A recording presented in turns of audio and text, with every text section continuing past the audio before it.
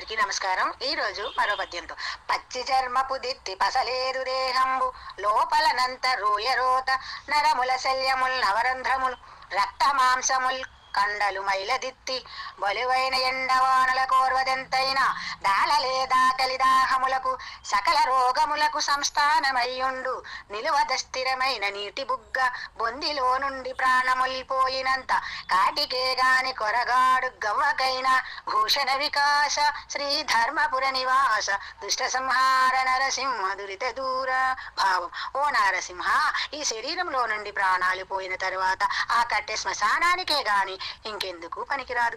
ఈ దేహము పచ్చి తోలు సంచి వంటిది. లోపల అంతా అసహ్యంగా మాంసము నరాలు ఎముకలతో కూడి మలమూత్రాలతో నిండిన మైలతిత్తి ఎండావానలకు తట్టుకోలేదు, ఆకలి దాహాలకు ఆగలేదు, సర్వ రోగాలకు నిలయమైన ఈ శరీరము నీటి బుడగ వలె అస్థిరమైన